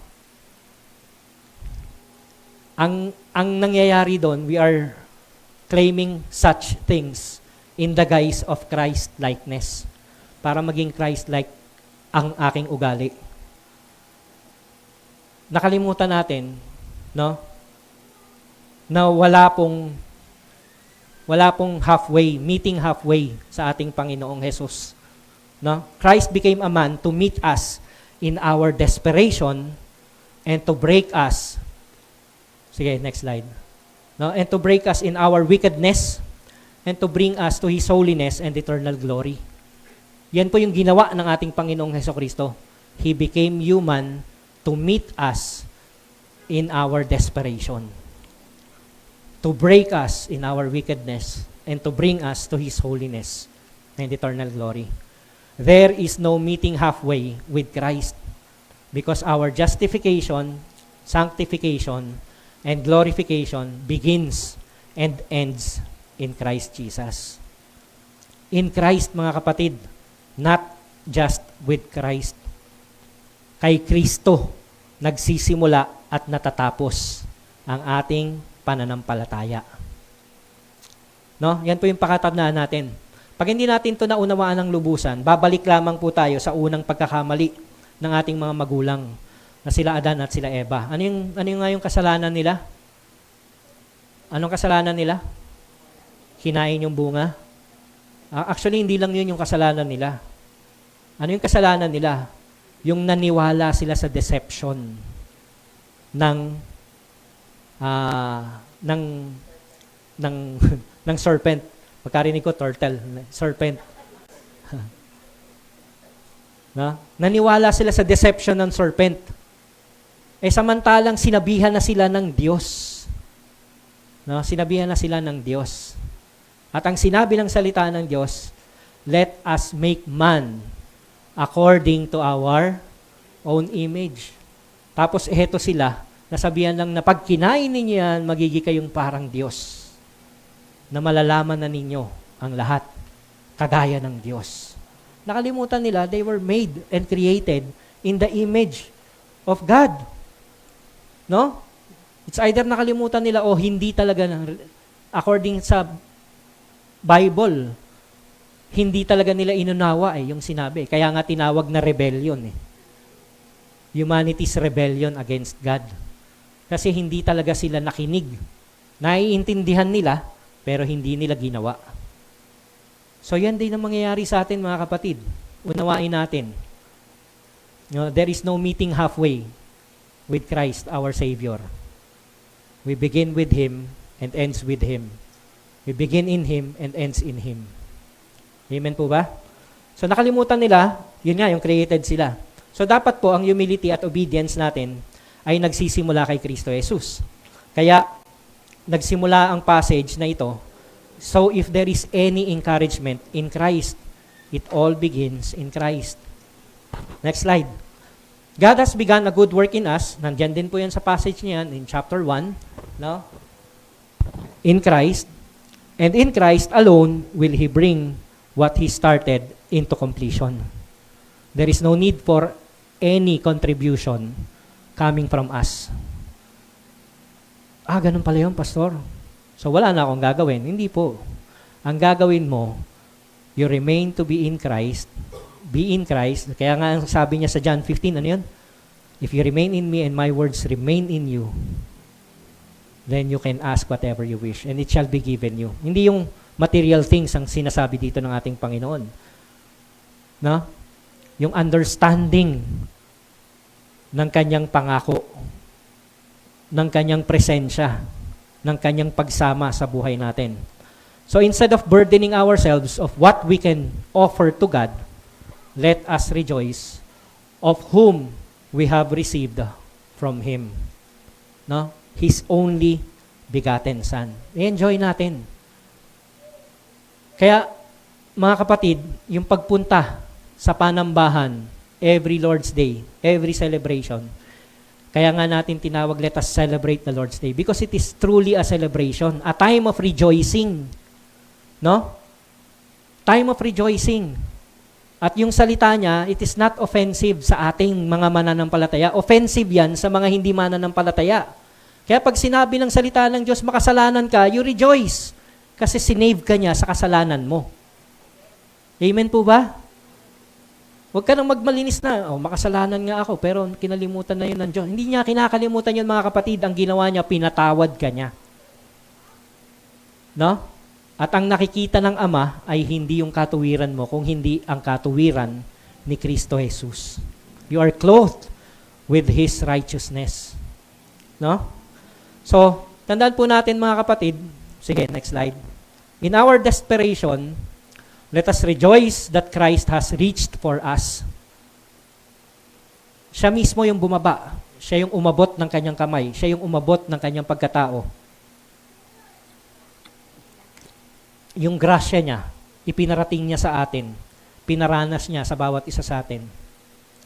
Sa gitna ng ating desperation. Anong ginawa niya? He did that so He could break us in our wickedness. Basagin yung ating wickedness, yung buong pagkatao natin na wicked, durugin, tapakan, kagaya ng pagtapak sa serpent, na noon pa man talunan, crushing the head of the serpent. Anong ibig sabihin nun? He crushed the wickedness of humanity. Yun po yung ibig sabihin nun, mga kapatid. No? Bakit? Kasi His righteousness ang siyang nagahari sa mga Kristiyano. Although hindi pa rin po tayo perfect, pero yung kanyang righteousness ay patuloy tayong nililinis. Amen po ba? So, anong plano ng ating Diyos? He wants to bring us with Him in His eternal glory. Imaginein po ninyo yun. He left yung divine abode, no? Para lang dalhin tayo sa Kanya. We who are desperate, wicked, and weak. Tapos napakayabang natin na, I will meet you halfway, Lord. Hindi pwedeng wala akong gawin. Kailangan may gawin ako. Mga kapatid, maganda yung intention. Pero hindi yun ang hinihingi ng Panginoon. Ang hinihingi ng Panginoon is for us to embrace Him in all that He is. Savior, Lord, King of our lives. Amen po ba? So yung genuine humility, it means letting go of our selfish desires of being like God. Small g. Kasi hanggang doon lang naman talaga yung maaabot natin. Diyos-Diyosan. Kapag ka nag-effort tayo. Yung bait-baitan natin, hanggang langit-langitan lang, di ba? Not until we receive the righteousness of Christ. Tsaka lamang tayo makakarating sa tunay na presensya ng Diyos. No? So, anong gagawin natin? We cling unto Christ, laying down our humanity upon His authority. We submit unto Him as our King, our Lord, our Savior. Sige, next slide. So, Jesus Christ has put on the likeness of men so He can restore and conform us to His image. And He has done this all for the glory of God the Father. Kaya naman anong conclusive statement ni Apostol Pablo sa 9 to 11? Therefore, God has highly exalted Him and bestowed on Him the name that is above every name, so that at the name of Jesus Christ every knee should bow in heaven and on earth and under the earth, and every tongue confess that Jesus Christ is Lord, to the glory of God the Father. Mga kapatid, we glorify God not because of what we do. We glorify God when we are conformed in the image of Christ. Kapag ka naging conformed na tayo sa image ni Christ. So wag na po tayong magpakapagal ng kung ano man yung gagawin natin para ma-please natin ang Diyos. No. Let us begin in Christ. Na? Tandaan natin, He came to meet us sa atin pong desperation and to crush our wickedness. So kapag ka merong mga kasalanan na pinabibitiwan sa atin ng Panginoon, He is beginning to crush that wickedness sa buhay natin. So anong gagawin natin? Submit, surrender those wickedness, those sin. Lay it unto His feet. Lay it unto His arms, who have been crucified on the cross, nailed at the cross, no? Kasama niya. Jesus Christ is highly exalted so that every knee should bow and every tongue confess that He is Lord. This begins in the house of the Lord amongst His people. Nagsisimula po yan, yung declaration ng Christ is Lord, nagsisimula na every tongue will confess and every knee will bow sa loob ng kanyang tahanan. No? Inside out, mga kapatid. Hindi yan nanggagaling sa labas, papasok ng kanyang simbahan. Nanggagaling yan sa kanyang body, coming out of yung mga tao or communities. So dapat sa gitna pa lamang ng tahanan ng ating Diyos, nakikita na ng mga tagalabas yung unity ng bawat isa sa atin. Again, unity, not conformity. We are individuals who have different backgrounds and cores, pero Christ is making us one in Him. No? So yung mga backgrounds and differences natin, sineset aside yan ng ating Panginoon so that we can be in unity with one another because we are united in Him. No? So, and as His people, we can truly fulfill this here on earth if we are united in Christ and with one another. So let us therefore never forget that, mga kapatid, that unity in the body flows from our union with Christ. Tandaan niyo yan, we are one with Christ because we are in Christ. Amen po ba? No? And unity in the body is visible only through humility. And humility begins not in us, but in Christ. No? Jesus Christ is our encouragement. He is our comfort. In Him, we will be able to overcome our sufferings. Jesus Christ is the love that moves us to be affectionate and sympathetic. In Him, we will be able to consider others more significant than ourselves. He is our humility, not ourselves. Christ is our humility. In Him, we can be united for His glory. So the next time makarinig kayo ng mga taong nakakainis, remember, ikaw din ay fallen. At nakakainis ka rin.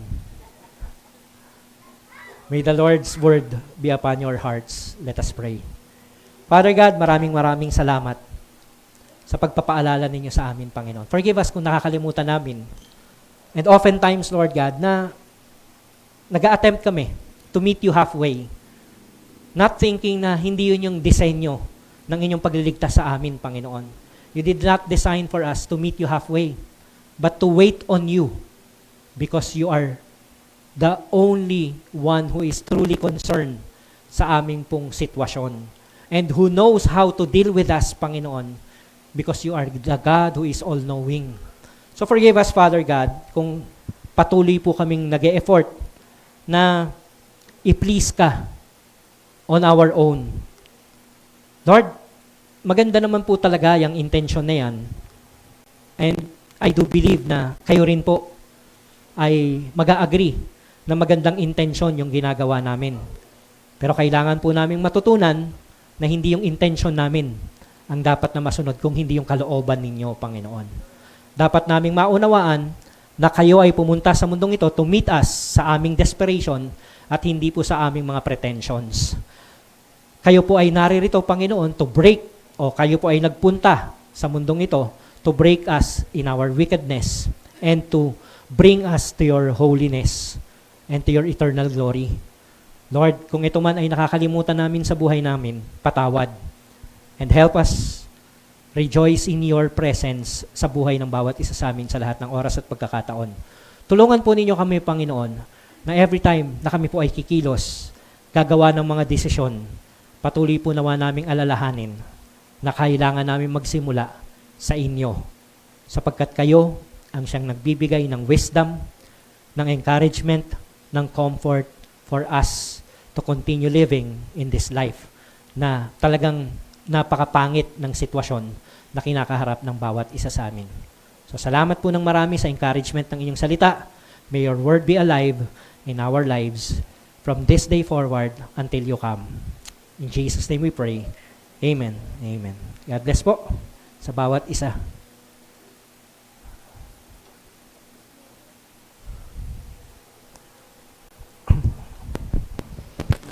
Let's all stand up.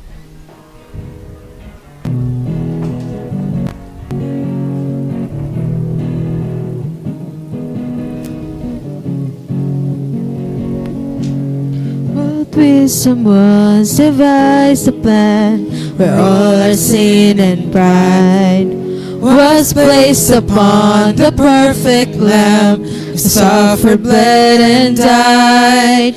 The wisdom of our sovereign God, whose greatness will be shown when those who crucify your Son rejoice around your throne. And oh, the glory of the cross, that you sent your Son for us. I gladly count my life as lost, that I might come to know the glory of the cross. What righteousness was there revealed that sets the guilty free, that justifies ungodly men and calls the filthy clean? A righteousness that proved to all your justice has been met, and holy wrath is satisfied through one atoning death. And oh, the glory of the cross, that you sent your Son for us. I gladly count my life as lost, that I might come to know the glory of the cross.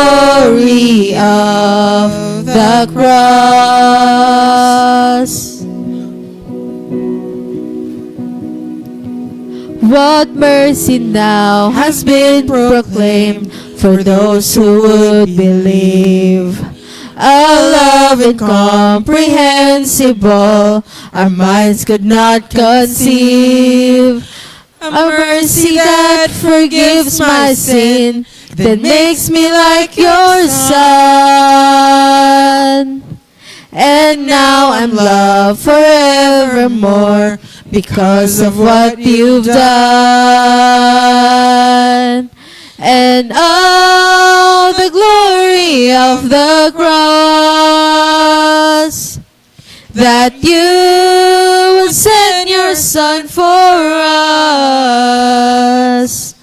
I gladly count my life as lost, that I might come to know the glory of the glory of the cross, that you sent your Son for us. I gladly count my life as lost, that I might come to know the glory of the cross. Mari na po tayo maupo.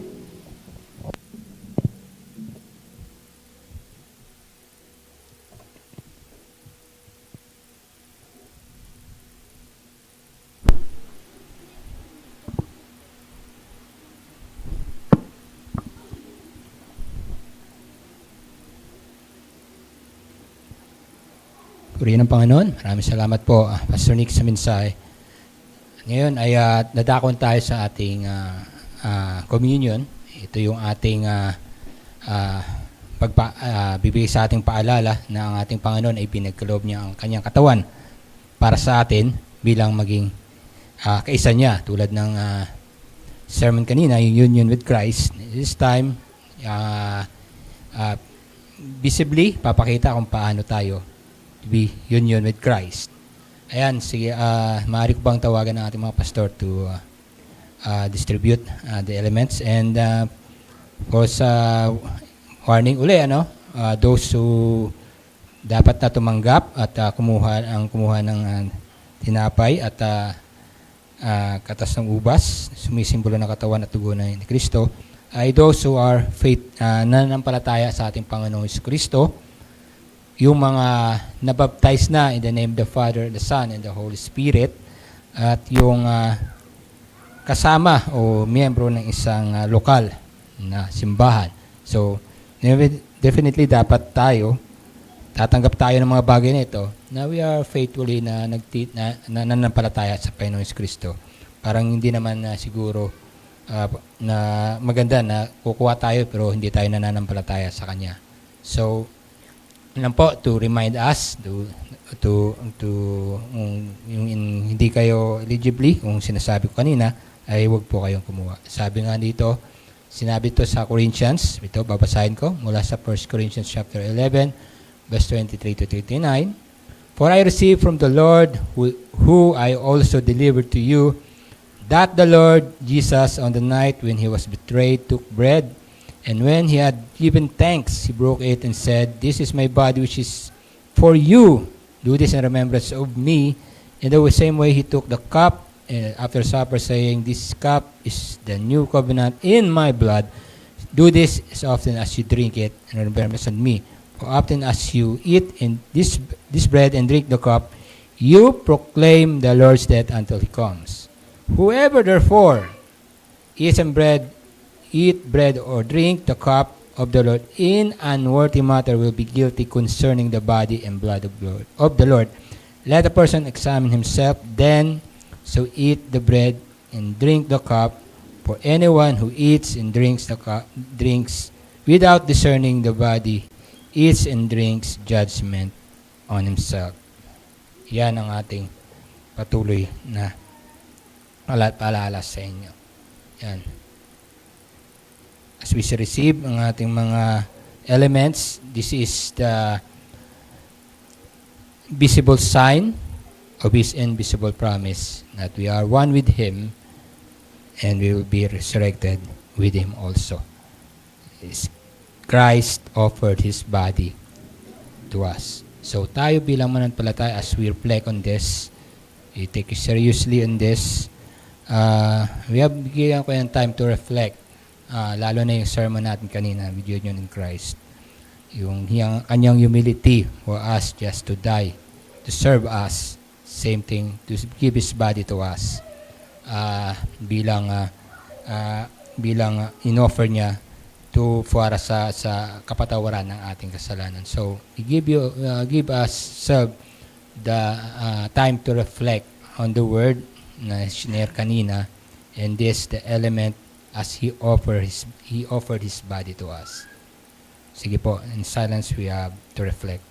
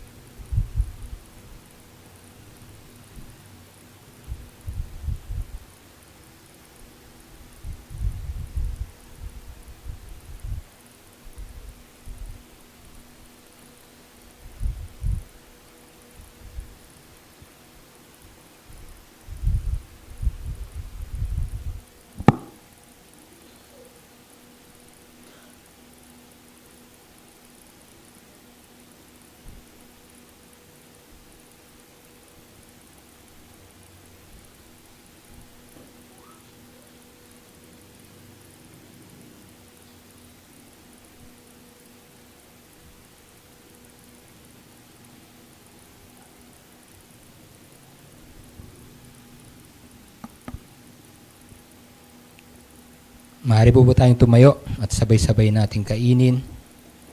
Tinapay na siyang sumisimbolo sa kanyang katawan at ang katas ng ubas na siyang sumisimbolo ng kanyang dugo.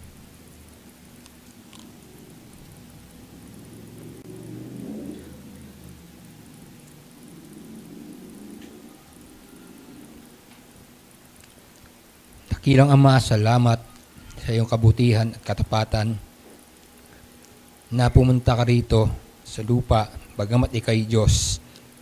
You take the form of a servant like us. You humble yourself for being a holy God that is so above from us. But yet, you humble yourself to take a form as a servant just to serve us. Pumunta ka rito, Panginoon, para hindi kami struck down or to cut out us dahil sa aming kasalanan. But you given your body for us as a sacrifice just na ang aming kasalanan ay mapatawad. Lord, we can thank you enough sa mga ginawa mo, sapagkat ikaw ang Diyos na may karapatan ka na kami ay tupukin dahil sa aming kasalanan. Ngunit dahil sa iyong pagmamahal, hindi mo ito ginawa. Bagkus ay inalay mo pa yung buhay mo para sa amin. Kaya Panginoon, maraming salamat sa iyong kadakilaan. As we remember your humility, as we taken the visible sign, it's yung bread, and ang katas ng ubas na aming tinake ngayon lamang, as we remember, you offer your life, your body to us para sa aming kapatawaran, so that we have magkaroon kami ng buhay na walang hanggan. Maraming salamat, Ama, sa iyong kabutihan at katapatan. Maraming salamat sa iyong kadakilaan at maraming salamat sa iyong pagmamahal. As we temporary part way, na patuloy mo kaming bigyan ng kagalakan, kapayapaan sa tuwing kami magkakatipon, kalakasan at patuloy na kapahingahan. Tunay nga, Panginoon, na iyong kabutihan ay nag-uumapaw sa amin. Purihin ka at dakilain ka sa ngalan ni Jesus. Amen. Amen. Ating awitan ng ating Panginoon.